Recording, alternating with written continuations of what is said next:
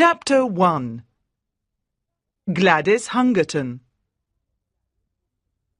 I often listened to Mr. Hungerton. He talked to me about economics. It was very boring, but I was in love with his daughter, Gladys. One evening, I listened to him for a long time. Finally, he left. I now had a chance to speak to Gladys. She was a proud woman, and she treated me as a friend. She looked at me and said, "You're going to propose marriage." "How do you know?" I replied. A woman always knows. But Edward, I don't love you. I love somebody else, she continued. "Who?" I cried. Nobody really. I love the idea of someone. I want to love a hero, somebody like the great explorers Richard Burton and Lord Stanley, a man who has nearly seen death, a great hero. When I marry, I want to marry a great man. "Then I'll do something great for you," I replied. When you do, come back. We can talk about marriage then, she said. I left her and went to work. I was a journalist, and I had to work that evening.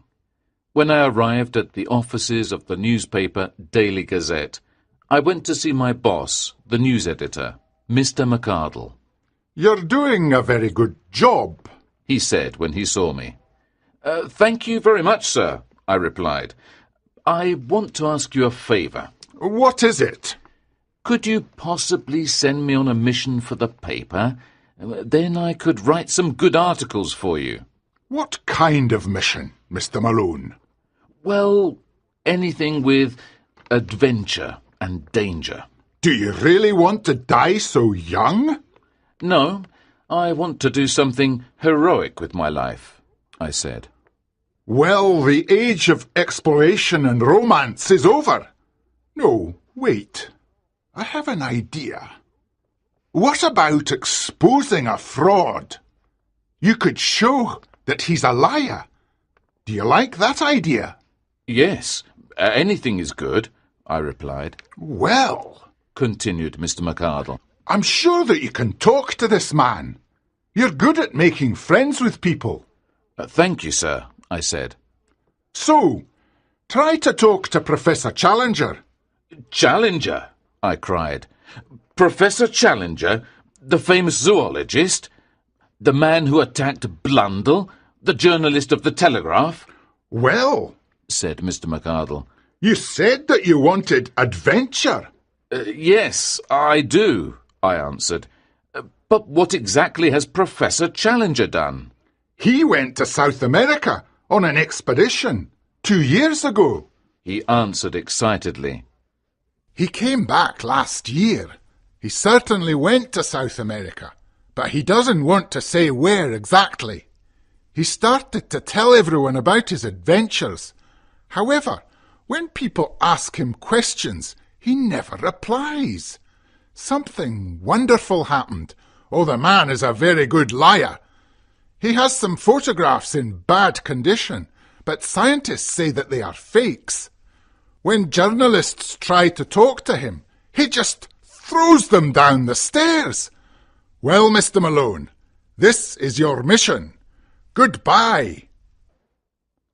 My meeting was over. Now I had to make a plan to meet Professor Challenger. I knew that he hated journalists. I decided to write him a letter saying I was interested in science. This is the letter that I wrote. "Dear Professor Challenger, I am only a student of nature and science, but I am very interested in your ideas on the debate between the scientists August Weismann and Charles Darwin. I would very much like to discuss some of your ideas. I believe you are the real expert on this matter. I have many questions to ask you about this fascinating subject. Please, could I visit you at 11 o'clock tomorrow morning? Yours respectfully, Edward D. Malone."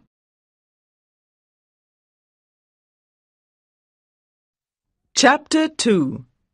Professor Challenger. Later, I received a letter from Professor Challenger. Dear Sir, I received your letter. You can come to my house. However, I am a great scientist, and I do not need your good opinion of me. Show this letter to my servant when you arrive. I do not want any of those horrible journalists in my house. Yours faithfully, George Edward Challenger. The next day, I went to his house. A servant opened the door. Is Professor Challenger expecting you? He asked. Yes, he is, I answered. Have you got the letter? He continued. I showed the letter to his servant and walked in. A small woman stopped me. She looked more French than English to me. Do you already know my husband? She asked. No, I don't, I answered. Well, then I must apologize for him now. He's a perfectly impossible person. Do not argue with him. He can be dangerous. Do you want to talk about South America? Yes, madam, I answered, because I could not lie to a lady. Oh, that's a very dangerous subject. Just say that you agree with him. Call me if he seems dangerous. I can usually control him. The servant then led me into Professor Challenger's study. I was surprised when I saw him. He had a very large head and a big black beard. His chest and arms were enormous. Well? He said. I am the student who wanted to ask you some questions about Weizmann and Darwin, I said. Perhaps your opinion of Weizmann was too critical, I continued, and recent experiments show that maybe he's right. Well, he said seriously. You know that the cranial index is a constant factor. Naturally, I answered, but I did not understand anything. And that germ plasm is different from the parthenogenetic egg. Oh, yes, I cried, and I was surprised at my courage. But what does this show? He concluded. I don't know. What does this show? It shows, he said in a loud voice, that you're one of those horrible journalists and that you're not a young scientist.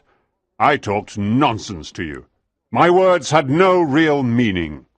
He stood up, and I was surprised because he was extremely short. He began to walk in my direction. You mustn't attack me, I said. But I will, he answered. He attacked me, and in a second we went quickly out of the front door into the street. Fortunately, just then a policeman arrived and said, What's happening? This man attacked me, I said. Do you want me to arrest him? He asked. No, I replied. I was wrong too. The policeman walked away. The professor looked at me and smiled a little. Come in, he said. I want to tell you something more. We entered his house again. Mrs. Challenger was extremely angry. You're terrible. You're not a famous professor at a great university because you always attack people, she shouted. The professor grabbed his wife and put her on top of a pillar. Put me down, she shouted. Say please, he answered. No, put me down now, she continued. No, say please, he said again. Please, please, please, she shouted. Then the professor took her down and gave her a big kiss. After this, the professor and I returned to his study. I'm going to talk to you about South America, he said. 2 years ago, I went on a journey to South America. I went to the Amazon to check some observations of the scientists Wallace and Bates. During my stay in the Amazon, I became a friend of the Kukama Indians. They told me that there was a sick man that needed help. But before I arrived, the man died. I was surprised, however, when I saw him. He was a white man, not an Indian. His name was Maple White, and he was from the United States. He was an artist. Here are some of his pictures. I looked at them. Some were of the Indians, and others were of different animals like turtles and alligators. "Well," I said, "these don't seem very unusual." Look at the next one, he said. It was a picture of a cliff with a thin, high tower of rock in front of it. "I don't know anything about rocks," I said. Well, try the next picture then, he said. The next one was of a man next to a huge and very strange lizard. Why did he draw this? The professor asked. "I don't know. Perhaps he drank too much gin," I answered. Or perhaps he really saw this creature, he said. I wanted to laugh, but I didn't want to fight with him again. Anyway, He continued. The Indians took me to the cliffs in Maple White's drawings. I took some photographs. Most of them got wet during my journey home. Here is one that you can still see. Look. I looked carefully at the photograph. It was not in very good condition. What do you see? He asked. I see the same cliffs and the rock tower of the drawing, I answered. Yes, of course. But what do you see on the top of the rock tower? I can see a tree. And on top of the tree? A large bird. It's not a bird at all, he concluded. And I shot it. He then pulled a wing out of a drawer. Is that the wing of a gigantic bat? I asked. No, he answered. It's the wing of a pterodactyl. Look at this book. He then showed me an illustration in a book that compared the wings of birds, bats, and pterodactyls. This is incredible, I cried, because now I really believed him. How is it possible? It seems that a volcanic action pushed up a huge area of rock millions of years ago. This area was protected, and so the animals on this plateau continued to live. They never changed, and they're still there today. Why don't you tell other scientists about your discoveries? I told them about them, but they laughed, he said. Tonight, there's going to be a lecture at the Zoological Institute Hall on the Record of the Ages by Mr. Waldron. I'll be there. Come, and you'll see the reaction of other scientists to my discoveries. I promised to come, and left Professor Challenger.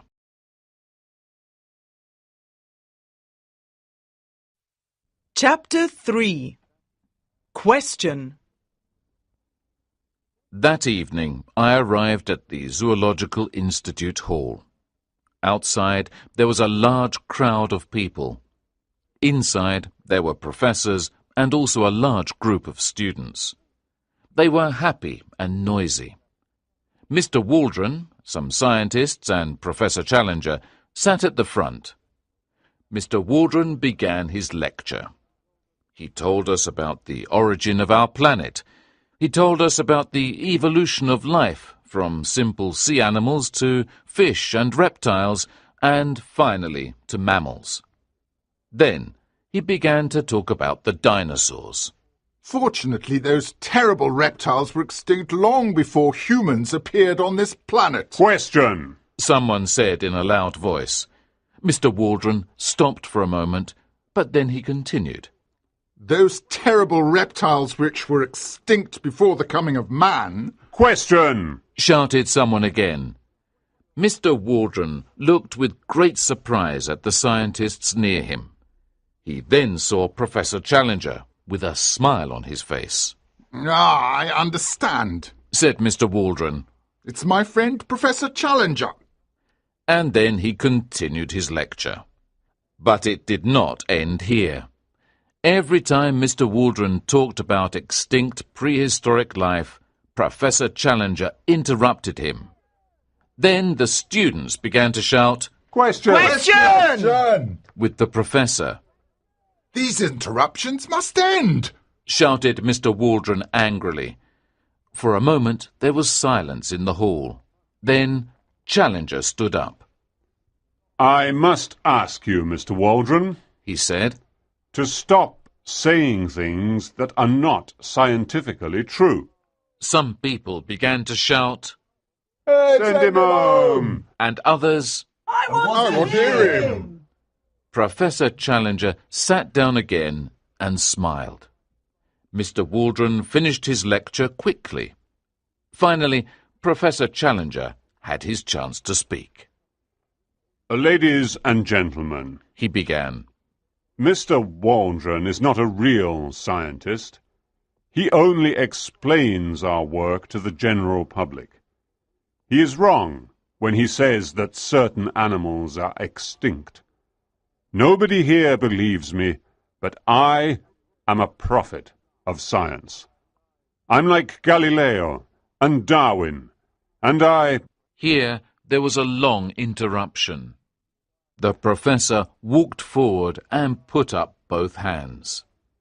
Everybody became silent. I won't say any more. You can, however, test my ideas. Do you want to send somebody as your representative? Then the famous scientist Professor Summerlee stood up. Are you referring to the discoveries that you made in the Amazon 2 years ago? Asked Professor Summerlee. Yes, I am, Replied Challenger. And why didn't Wallace, Bates, and other famous explorers of that region see these things? Continued Summerlee. Perhaps, sir, you have confused the Thames with the Amazon. The Amazon is a much larger river. Answered Challenger. It's about 6,000 kilometers long. It's not strange that I saw things that they did not see. Yes, of course. Continued Summerlee. I understand the difference. We can't test or prove your discoveries. Perhaps you can tell us the exact location of your discoveries. I can't give that information now. Will you go on an expedition to test my discoveries? Yes, I will. Answered Summerlee. And the crowd cheered. Yay! Then Said Professor Challenger. you'll have all the information you need to go there. But you can't go alone. Who will go with Professor Summerlee to the Amazon? This was a difficult moment for me, but I thought about Gladys. I will go, I cried. Name! Name! Shouted the audience. My name is Edward Dunn Malone. I'm a journalist for the Daily Gazette, I answered. In front of me there was another man standing. What's your name, sir? Asked Challenger. I'm Lord John Roxton. He answered. I've already been up the Amazon. I know the area well. Lord John Roxton is a famous hunter and traveller. He and Mr. Malone will be perfect for this mission, Said Professor Challenger. The meeting was over. I walked out of the hall into the night. I was walking down the street when somebody touched my arm. It was Lord Roxton. Mr. Malone, He said. we'll be companions on this adventure. My house is near here. Come with me. I want to talk to you. We went to Lord Roxton's house. It was full of strange objects from around the world and the heads of wild animals. He gave me something to drink and a cigar to smoke. We sat down in comfortable armchairs and began to talk. Well, He said, we did it, young man. I certainly didn't plan to go on this expedition. What about you? "No, not at all," Can you shoot? he asked. "Quite well," I answered. Then he took out a rifle and said, This is a very good rifle. I used it against the slave traders 3 years ago. Sometimes, young man, you must fight for human rights and justice. I fought my own personal war against the slave traders in Peru. I killed many of them. In the end, I killed Pedro Lopez, their leader. He then took out another gun and gave it to me. So, He continued, what do you know about Professor Challenger? "I met him for the first time today," I answered. And how did you become interested in this expedition? He asked. I told him a little about my meeting with Professor Challenger, and he listened carefully. Then he pulled out a map of South America and put it on the table. I believe he told you the truth. He said, I love South America. I've seen it all. I think it's the most wonderful place on this planet. Once you know it, you'll understand that anything is possible. Anything. The Amazon River flows through a forest almost as big as Europe. Why can't there be something new and wonderful in such a place? And why can't we be the men to discover it? We talked a little more, and then I left. Finally, the expedition was ready, and Professor Summerlee, Lord John Roxton, and I walked towards the boat. But before we got on the boat, we heard somebody shout. It was Professor Challenger. I have a few things to say, He began. First, I have no reason to thank you. The truth is the truth, and your expedition has no importance to me. My directions and instructions are in this closed envelope. You must open it when you arrive at a town on the Amazon called Manaus, and only on the day and at the time which is written on the outside of the envelope. Is that clear? Mr. Malone, you can write anything you want in your letters to the newspaper, but you can't give any details about your exact destination. Goodbye, sir. After meeting you, I hate journalists a little less. Goodbye, Lord John. I can see that you don't know anything at all about science, but you'll be able to hunt dinosaurs. And goodbye to you also, Professor Summerlee. If you can possibly learn anything, I'm sure this expedition will be good for you. After this, he turned and left.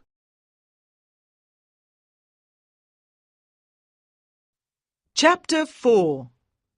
Into an Unknown World. We travelled across the Atlantic to the city of Pará in Brazil. Here we hired a black guide named Zambo, who fortunately spoke some English. We also hired Gomez and Manuel, who were half Indian. They both knew the Amazon very well. Then we travelled by boat up the Amazon to the town of Manaus. Finally, it was the 15th of July at 12 o'clock, the day and hour when we could open the envelope. We were all standing around a table. Lord John picked up the envelope and opened it. He pulled out a piece of paper.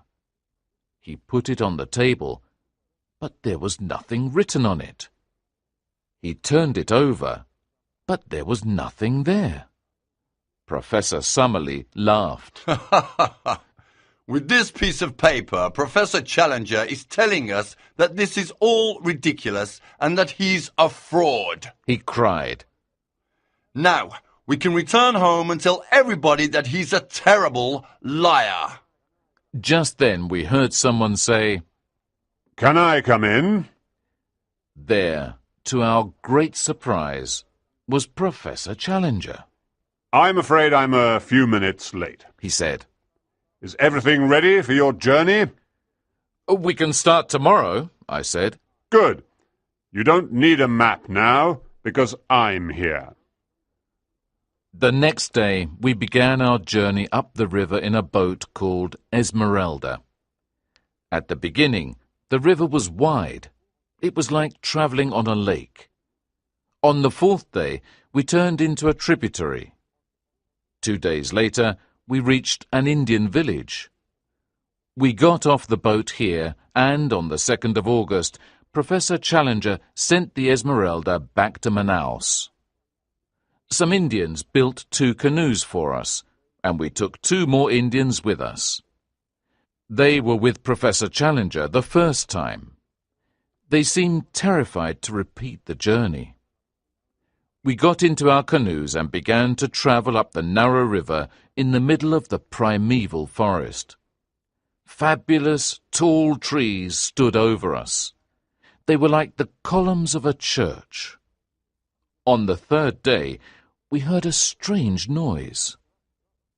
"What's that?" I asked. Drums, Said Lord John. war drums. I have heard them before. Yes, sir. War drums. Said Gomez. Wild Indians, bad ones, not good ones. They watch us every mile of the way. They'll kill us when they can. The drums seemed to say, "We'll kill you if we can. We'll kill you if we can." Our 2 professors were not afraid at all. They were too interested in the wonderful plants and animals around them, or they were too busy arguing about scientific theories. That night, we slept in the canoes in the middle of the river. We waited for an attack, but nothing happened. The next day, we arrived at some rapids about a mile long. These were the rapids where Professor Challenger lost most of his photos on his earlier journey. We carried the canoes around them. That night, we were about 10 miles above the rapids. The next day, we continued our journey until Professor Challenger said, Look at that palm tree there. That's the entrance to an unknown world. We pushed the canoes past the palm until we arrived at a shallow, transparent stream. It flowed through a low tunnel of green plants. The sound of the drums slowly disappeared, and the wild animals became less afraid of us. On the 3rd day, we could no longer travel by canoe because the stream was not deep enough. We began our journey on foot. The characteristics of the land changed. We began walking higher up. The tropical forest disappeared, and there were only palm trees. After we left the canoes, we walked for 120 miles. Finally, we came to an area where there were no more trees. Then we came to a bamboo forest. It took us all day to cross it.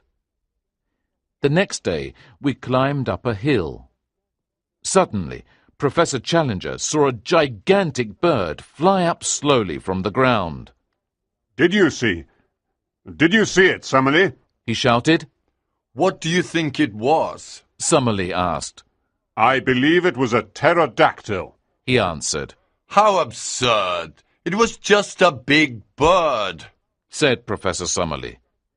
Professor Challenger was too angry to speak, and we continued our journey. Lord John then came up to me. He was holding his binoculars. That was certainly not like any bird that I've ever seen, he said to me. We crossed another hill, and then we saw the high red cliffs of Maple White's picture. They were about 7 miles from our camp.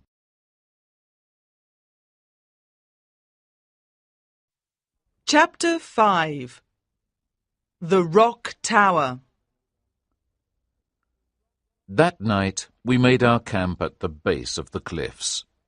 The high tower of rock was near us, and on top of it was one high tree.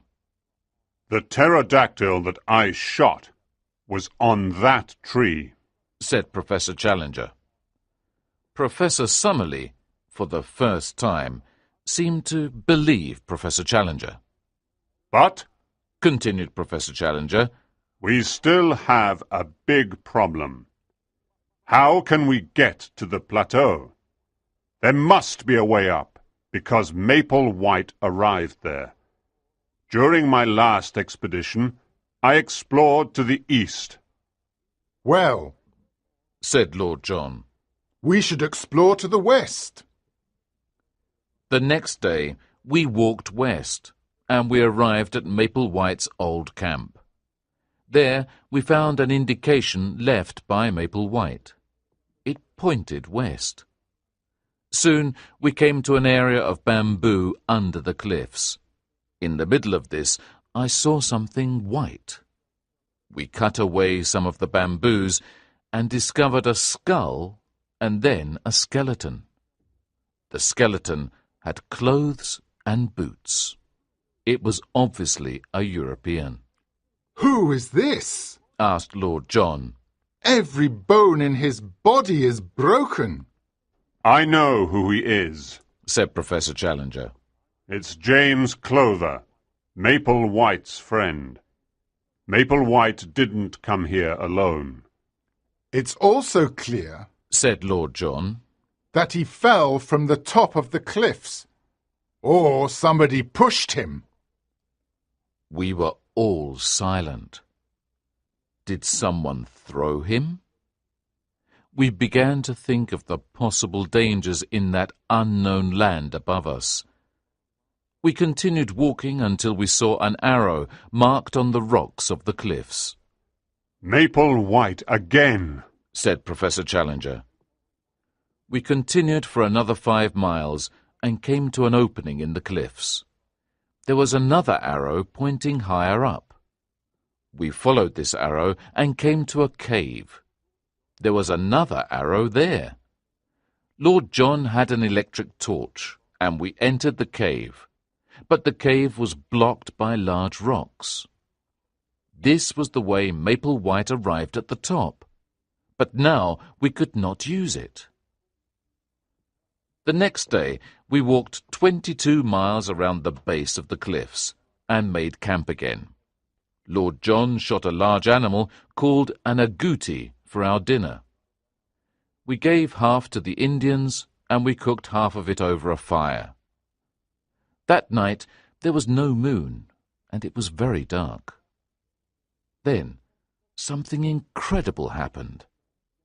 Suddenly we heard the sound of gigantic wings from above. Then, for a second, in the light of the fire, we saw a long neck, 2 red eyes, and a beak with teeth. Then this creature flew away with our dinner. It was a pterodactyl. We were all shocked, and Summerlee was the first to speak. Professor Challenger, he said very seriously, I must apologize. I was wrong. The next day we continued to walk around the cliffs. However, we didn't find a way up to the top. Then, after 5 days, we arrived at our first camp again. When we went to bed, we were very depressed. The next morning, Professor Challenger was very happy. I have found a way to the top, he said. How? I asked. Professor Challenger pointed to the top of the tower. Yes, I said, we can get to the top of that tower, but there is a gap between the tower and the plateau. When we are on the top, I will show you, said Professor Challenger. With the help of ropes, we climbed to the top. Professor Challenger looked at the tall tree on the top and said, This tree will save us. A bridge! Cried Lord John. Exactly, my friends. A bridge, said Challenger. And now Our strong young friend will cut down the tree. He then gave me an axe. I began to cut down the tree. It finally fell down and made a bridge for us. The four of us then crossed. We were in the wonderful new world. It was a moment of victory. We walked forward a little bit, and then we heard a loud noise. We returned to the edge of the cliff. Our bridge was gone. Then we saw Gomez on the other side. I pushed the tree down. He shouted. You can never get down now. You'll die up there. I am Lopez's brother, the man Lord John shot 5 years ago. Now I can die happy. Gomez began to go down the tower, but Lord John shot him. We were certainly trapped. We called Zambo, and with the ropes we pulled up some food. The next morning we made our camp. Then we began our exploration of the plateau, which we called Maple White Land. Lord John walked in front. After we walked for a couple of minutes, he stopped. Look at this, He said. These are the tracks of the biggest bird in the world. Not a bird, Said Professor Challenger. What then? Asked Lord John. a dinosaur. Professor Challenger answered. We continued walking and came to an opening in the forest. There in front of us were 5 of the most incredible creatures in the world, 2 adults and 3 young ones. They had skin like a reptile. They looked like gigantic kangaroos. Lord John held his gun. The 2 professors were excited and happy. Unconsciously, they held each other's hand and watched like 2 young children. What will they say in England about this? Professor Summerlee asked. I know exactly what they will say. Professor Challenger replied. They'll say that we are frauds. And if we take photographs? They'll say that they are fakes. Said Challenger. And if we bring back a dinosaur? Said Summerlee. Well, then, perhaps, they'll believe us. Said Challenger. Iguanodons, Said Summerlee. You can find their fossil footprints all over the south of England. They lived there millions of years ago, but conditions changed. Here, conditions haven't changed and these animals have lived. We continued walking. Finally, we came to a very large hole. At the bottom of this hole was a small area of water. Around this water were the pterodactyls' nests. It was a horrible thing to see. Professor Challenger went too close, and they saw us. They began to attack us. We were very fortunate to survive. That night, in our camp, Lord John came to talk to me. Malone, He said, do you remember the place where those pterodactyls were? very clearly. It was a kind of volcanic hole. Yes, exactly.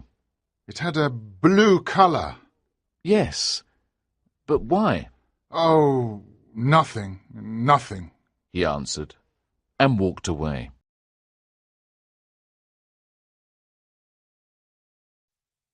Chapter 6. I was the hero.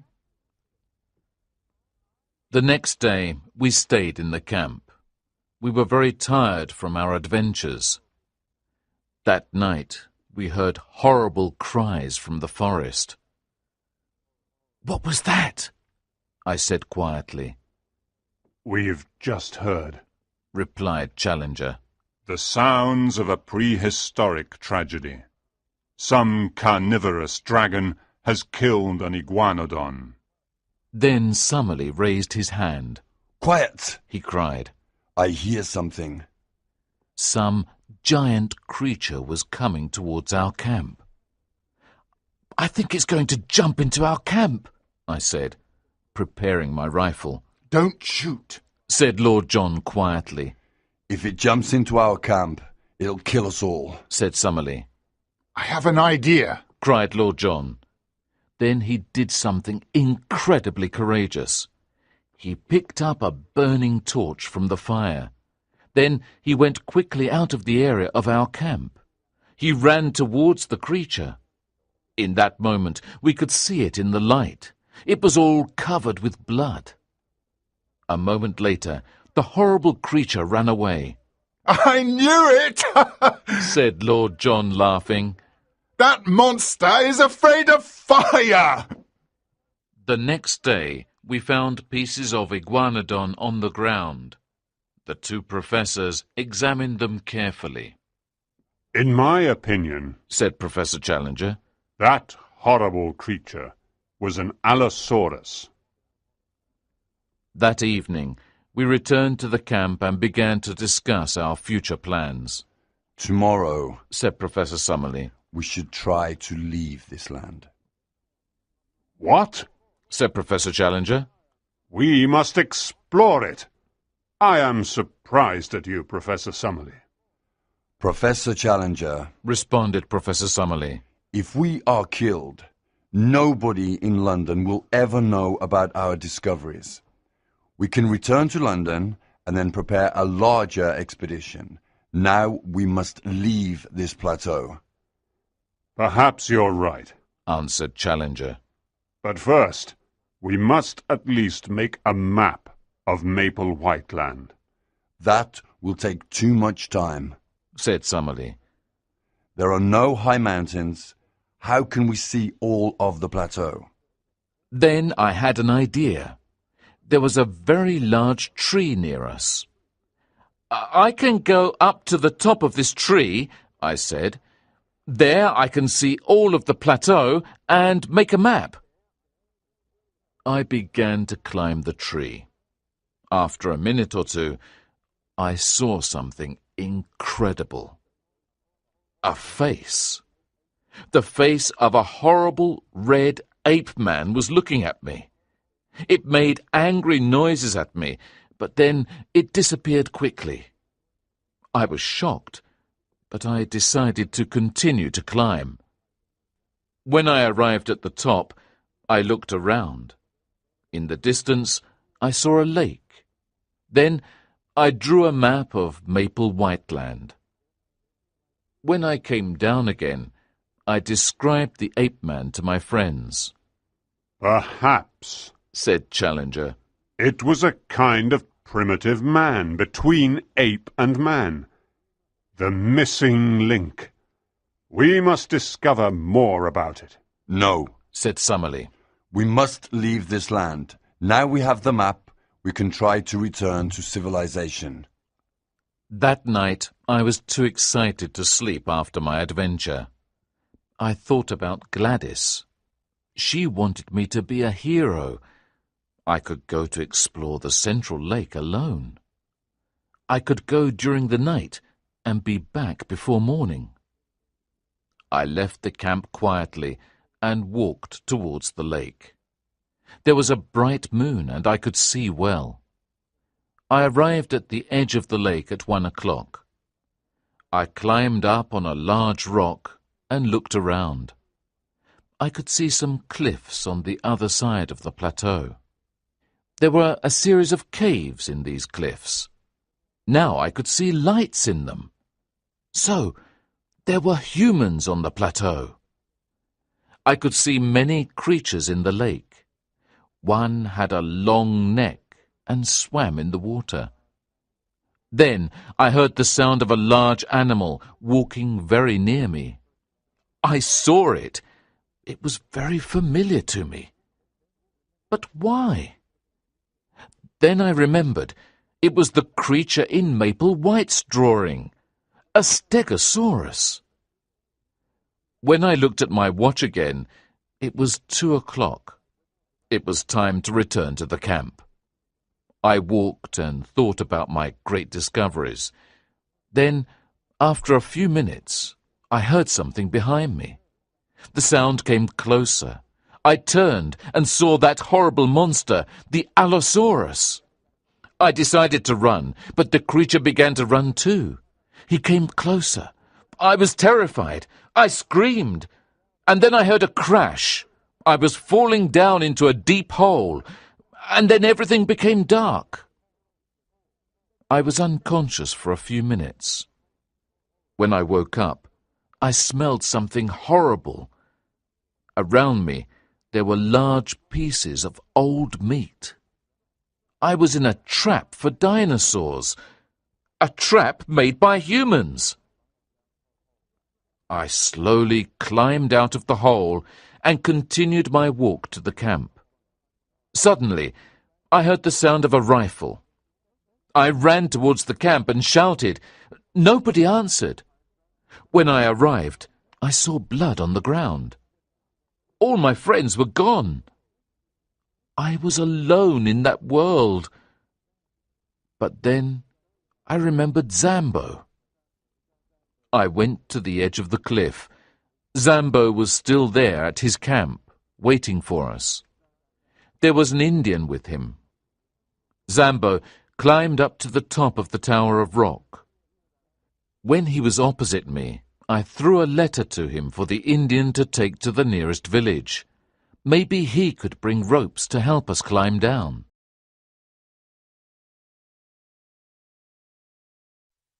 Chapter 7. Prisoners of the Ape-Men. I went back to our camp and tried to get some rest. It was horrible to try and sleep here, but it was safer than the jungle. The thought that I could die in this place made me very unhappy. The light from Zambo's fire was the only hope of escape from this dangerous world. The next morning, Sir John woke me up. Quick, quick, young man, he said. What? What is it? I cried. Don't stop to think or talk. Just get the rifles and some food, he responded. In a moment we had everything and began running away. Finally, we found a place to hide and stopped to rest. I told him quickly about my adventures the night before. But what happened to you? I asked him. Well, he began, early yesterday morning, hundreds of apes started jumping down from the trees above us. They captured us all and took us to where they live. They tied Summerlee and me up. But strangely enough, Challenger looked a lot like the king of the ape-men.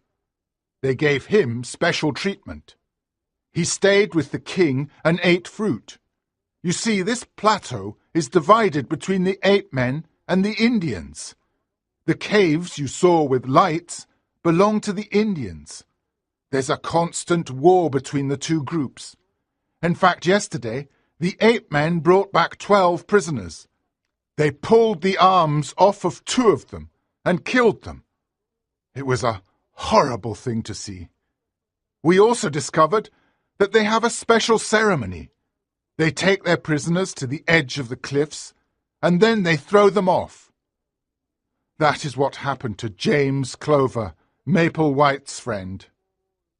Yesterday, they pushed 4 of the Indians off the cliffs. Early this morning, I escaped and went to our camp. There I got you and the guns, and here we are. After we rested and talked, we ran quickly to where the ape-men lived. We arrived and hid behind some trees. I saw something that I will never forget. There was an open area of grass near the edge of the cliffs. The small houses of the ape-men were in the trees, and they were made of leaves. In this area there were about 100 ape-men. In front of them there was a little group of Indians and Professor Summerlee. Then I saw 2 other strange individuals. One of them was Professor Challenger, and the other was the king of the ape-men. Both of them were short, with big chests and large heads. They were both covered with hair. The big difference between the two was that the professor's hair was black and the king's hair was red. Then the ape men took one of the Indians and pushed him off the cliffs. They waited for their next victim. This time it was Summerlee. Two of the ape men caught him by the arms. Challenger turned to the king. He tried to convince him not to kill Summerlee. The king pushed Challenger away, and then, in that moment, Lord John shot him. "Shoot them! Shoot, young man, shoot!" he cried. Professor Challenger and I helped Summerlee to run away. Lord John continued to shoot the ape men. We ran and ran. Finally, we arrived at our camp. We thought we were safe, but then we heard the sound of feet. Lord John went outside with his rifle and found the surviving Indians. They were very frightened. One of them, we thought, was their chief. We could not stay in the camp. The ape men knew where it was. We left with the Indians and found another place to hide. That night, before we slept, Professor Challenger came to me.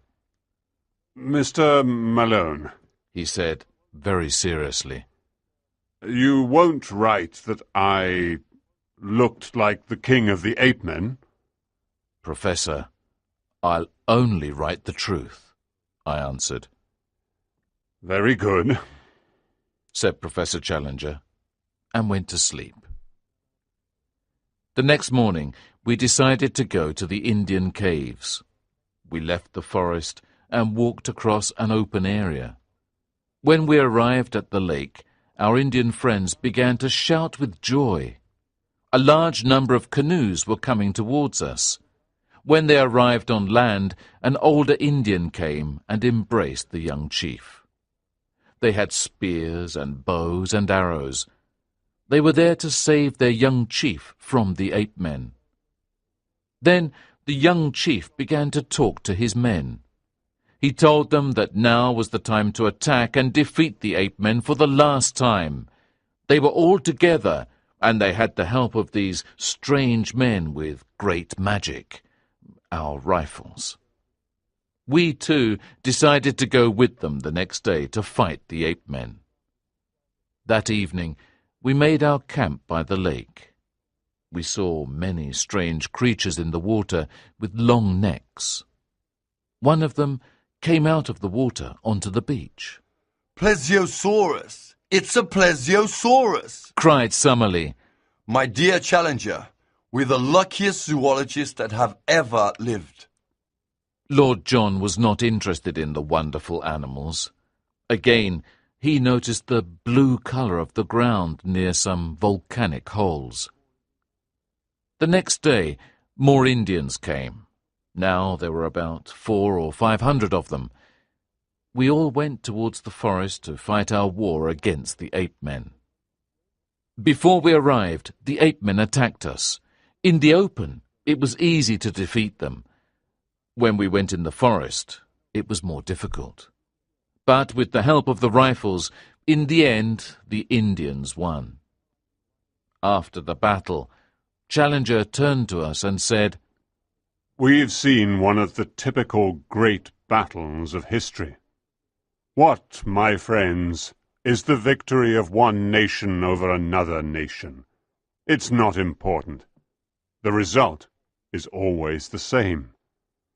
The most important victories of human history were different. They were the victories of primitive man over tigers, of primitive man over ape men. Now, the future on this plateau belongs to man."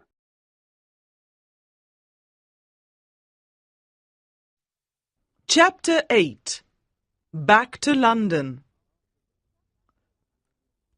After the victory, the Indians invited us to stay with them in their caves. Lord John did not think this was a good idea, so we made our camp near their caves. We now had time to observe the animals of the lake and the plateau.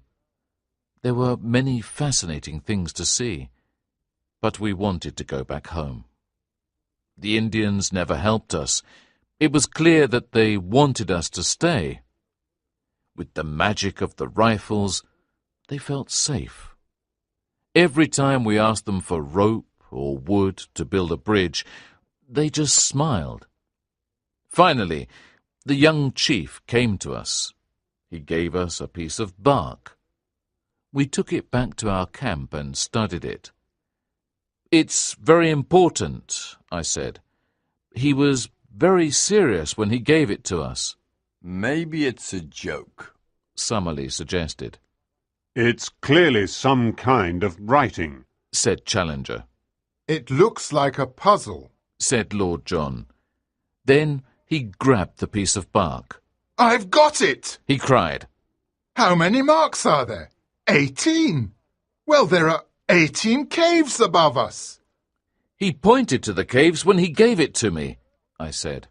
Well then, it's certain. This is a map of the caves. Here's a cross. What is the cross for? It's next to a cave that is longer than the other ones. It's a cave that goes to the other side of the cliff, I cried. I believe our young friend has solved the problem, Challenger said. We got some torches and went to explore the cave. We didn't light the torches at first. We walked in the dark because we did not want the Indians to see us. After walking a long way, we lit the torches and walked quickly. Then we arrived at a wall of rock. We all became sad. Maybe this is the wrong cave, I said. No, young man, Lord John said. This is the right cave. I looked at the mark on the map again, and I cried with joy. Follow me! Follow me! I shouted. We ran back in the cave. Here, I said, is where we lit the torches. But the cave has 2 arms. We didn't see the right one. We walked back a short distance and found a large black opening. We went quickly down this arm of the cave. After a while we saw a light. We ran towards it.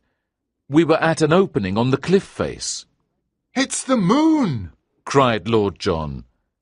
He was right.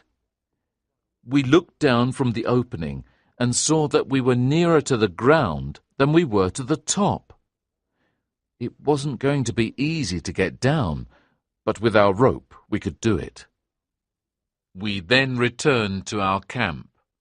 The next evening we secretly took our things to the cave.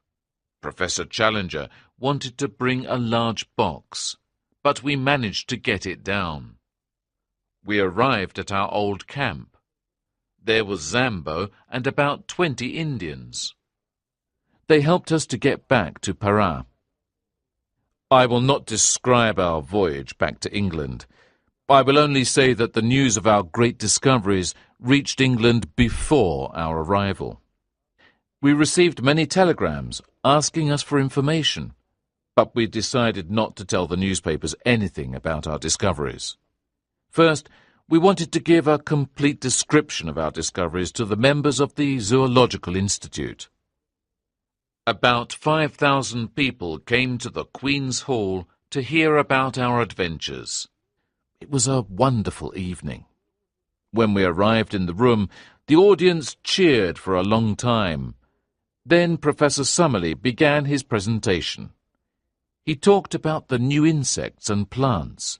He told everyone about the prehistoric animals from the Jurassic period.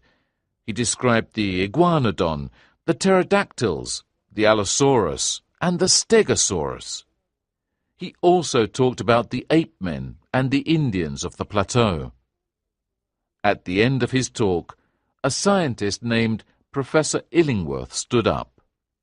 This is all very wonderful, certainly, he said. but they have no real proof. The audience began to shout, and Professor Challenger stood up. Well, sir, Professor Challenger said, Summerlee has his collection of plants and insects. Doesn't that convince you? No, it doesn't. We have some photographs. Photographs can be faked. Professor Illingworth said. Do you want to see the creatures for yourself? Professor Challenger asked. Yes, of course. Professor Illingworth answered. And you will accept that as proof? Certainly, answered Illingworth. At that moment, Professor Challenger made a signal. Zambo and I came up to the stage. We carried a large, heavy box, which we put down. Professor Challenger took off the cover. He looked into the box and said, Come out, you pretty thing. Then a young pterodactyl jumped up onto the edge of the box. Everybody was shocked. Some ladies screamed. Suddenly, the pterodactyl flew up over the heads of the audience. It flew around in large circles. Shut the windows! Shut the windows! Professor Challenger shouted. But there was an open window, and the pterodactyl flew out.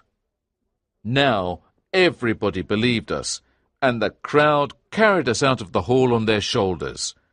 We were heroes. But what about Gladys? Now I really was a hero. Well, when I arrived in England, there was no telegram from her. I was very worried and went directly to her house. When I went inside, she was at the piano. "Gladys!" I cried. "Gladys!" She looked at me with surprise. She was different. "Gladys!" I cried. "What's wrong? You're my Gladys. Gladys Hungerton." No, she said. I'm Gladys Potts. This is my husband. Life is certainly absurd. I said hello to a short man with red hair. I told my husband about us. Gladys continued. We have no secrets. Anyway, you left me for your adventure, so I don't think you really loved me very much. I turned to leave, but then I decided to ask Gladys's husband a question. "How did you win her?" I asked. "Did you go to the North Pole? Did you travel with pirates?" That's a little personal, he replied. "Well, just one more question then," I continued. "What's your job?" I work in an office, he replied. I left Gladys and her new husband. I felt angry, but I also laughed at the absurdity of the situation. I will now describe one more scene before I finish. Yesterday, Professor Summerlee, Professor Challenger and I had dinner at Lord John's house. After dinner, Lord John spoke to us. Well, he said, there's one thing I want to tell you. Do you remember that I noticed the strange blue colour around the volcanic holes? Well, I've seen volcanic holes like that only in South Africa, near the great diamond mines of Kimberley. Then he opened a little box and took out about 30 stones. Well, I found these near the hole where we saw the pterodactyls. I didn't tell you about them earlier because I wanted to be certain. Anyway, an expert looked at them. He said they have a price of at least £200,000. Of course, we will divide this money equally. Well, Challenger, what will you do with your 50,000? I think, Professor Challenger said, that I'll build a private museum. That has always been one of my dreams. And you, Summerlee? I'll stop teaching and work on all my collections, he replied. I'll use my part of the money, Lord John said, to prepare another expedition to our plateau. And you, young man, of course, will use your money to get married. Not now, I said sadly. But if you want me, I'll be happy to come with you. Lord John said nothing, but he offered me his hand.